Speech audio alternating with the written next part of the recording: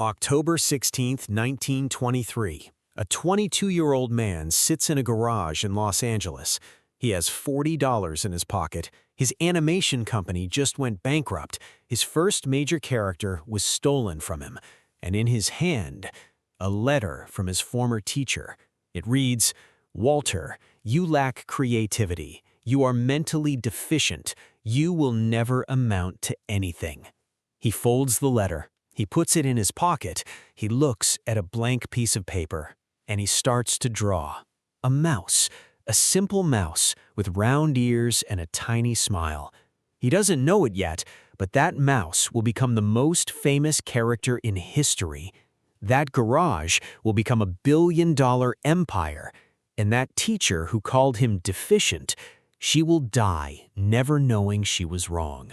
This is the true story of Walt Disney, a boy who was labeled slow, a teenager who was told he had no imagination, a man who was fired for lacking creativity, and what he built will make you rethink every label you've ever been given.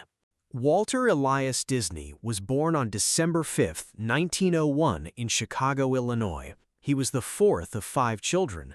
His father, Elias Disney, was a strict, angry man who worked as a carpenter and farmer. His mother, Flora, was kind but overwhelmed. Walt was a poor student from the beginning. He couldn't sit still. He drew cartoons in his textbooks instead of taking notes. His teacher, Miss Harriet, kept him after class weekly. She once said, "Walter, you will never succeed if you keep drawing those silly pictures." He was 8 years old. By 10, he had been held back twice. His classmates called him dummy. His father called him lazy.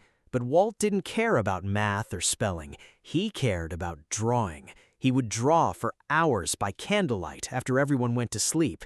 His mother found his sketches once and said, "These are beautiful, Walter."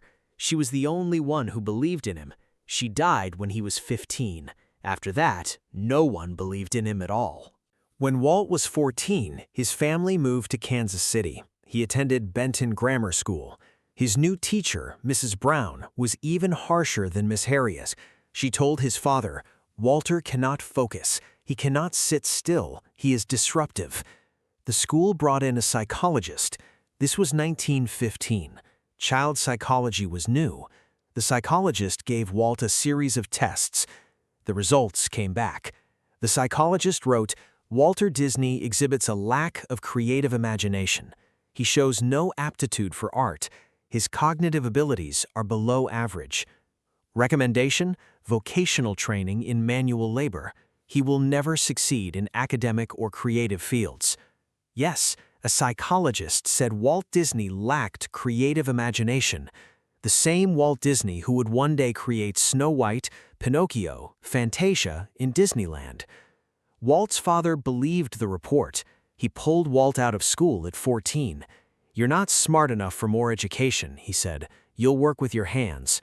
Walt never forgot those words. He kept that psychologist's report in a drawer for the rest of his life.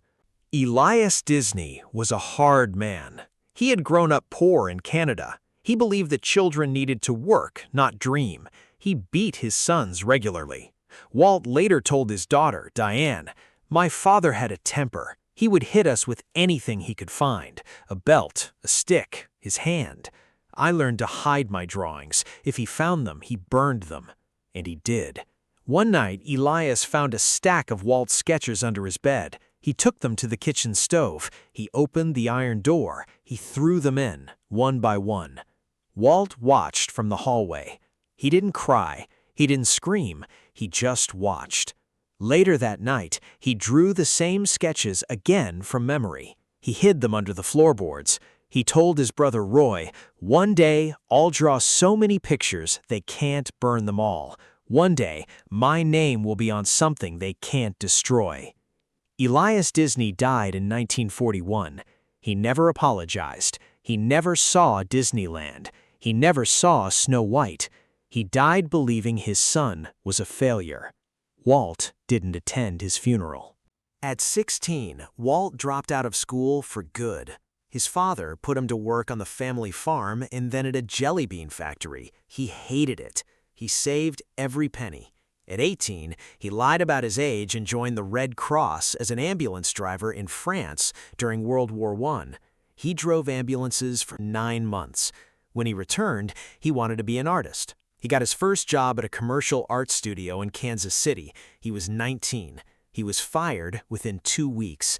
The reason? His boss said, "You lack creativity and original ideas." Yes, the man who would create Mickey Mouse was fired for lacking creativity. He got another job at a different studio. Fired again. Too slow, they said. He started his own company with a friend named Iwerks. They called it Laugh-O-Gram Studio. They made short cartoons. They were terrible. The company went bankrupt in 1 year.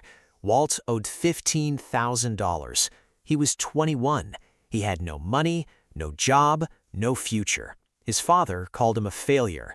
His old teacher's words echoed in his head. "You will never amount to anything." Walt packed a suitcase. He bought a one-way train ticket to Los Angeles. He had $40. He left at midnight. He never looked back. Walt arrived in Los Angeles in 1923 with $40 and a dream. He had no job, no place to live. He slept in his brother Roy's garage. Roy was older, steadier, a believer. The garage had a concrete floor, no heating, and one light bulb. Walt set up a drawing table. He worked 18 hours a day.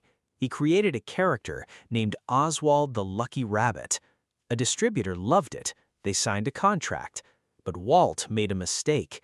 He didn't own Oswald. The distributor did. When Walt asked for more money, the distributor laughed. He said, "We own Oswald. You own nothing. We can hire anyone to draw him." They fired Walt. They kept Oswald. Every artist at the studio was told not to work with Walt again. He was blacklisted. Walt sat in that garage. He had no money, no characters, no friends. Roy said, "Maybe we should go back to Kansas City." Walt said nothing. He picked up his pencil. He started drawing. A mouse. He originally called him Mortimer. His wife, Lillian, said, "That's too formal. Call him Mickey." And with that name, everything changed. The story you've heard is that Walt Disney created Mickey Mouse on a train ride from New York to Los Angeles. That's partially true, but here's what they don't tell you. Walt was devastated after losing Oswald. He couldn't sleep, he couldn't eat.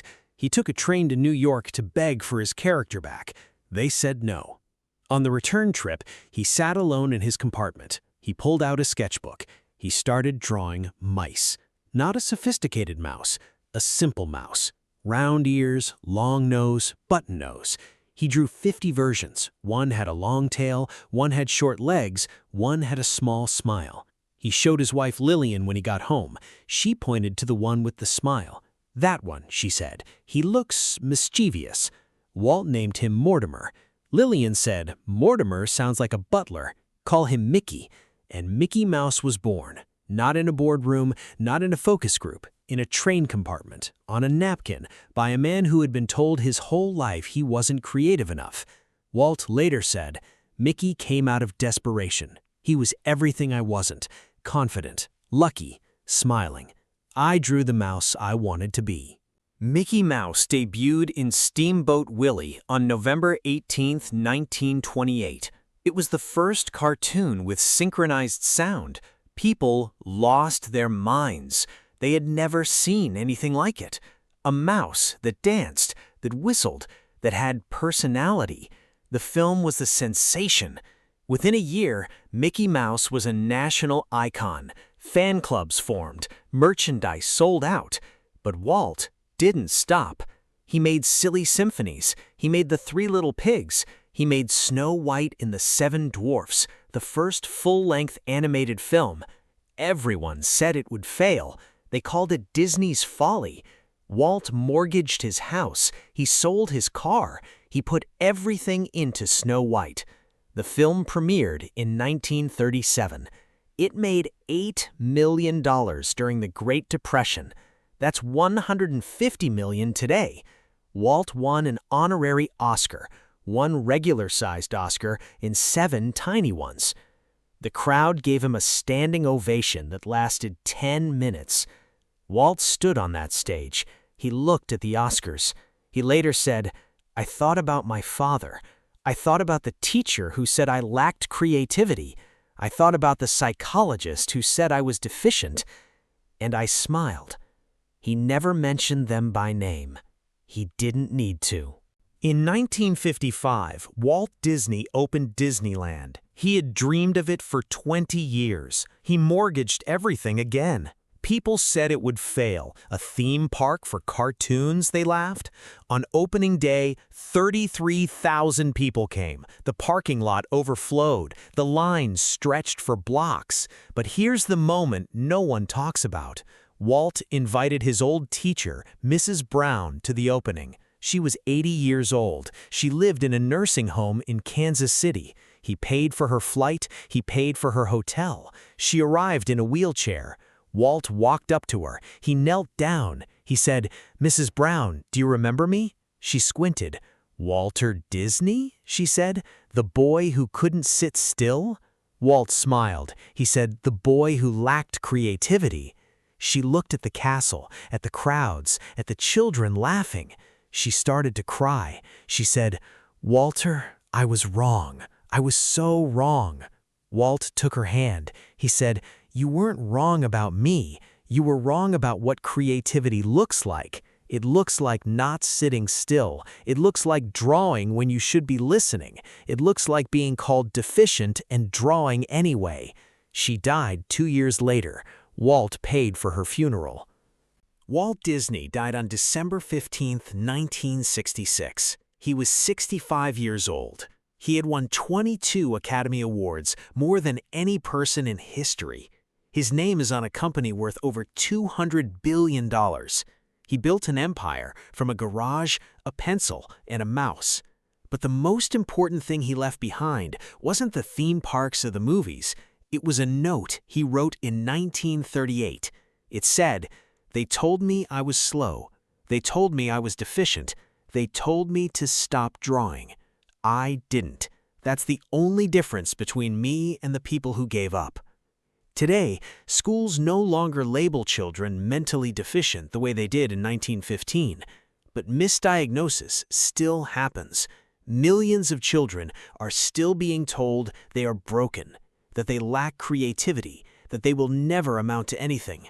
Walt Disney's story is proof. The people who call you crazy are often the ones who lack the imagination to see what you'll become. So if you've ever been labeled, if you've ever been told you are too much or not enough, if a teacher, a boss, or a doctor has ever written you off, remember the boy who drew mice in a garage. Comment one word, deficient.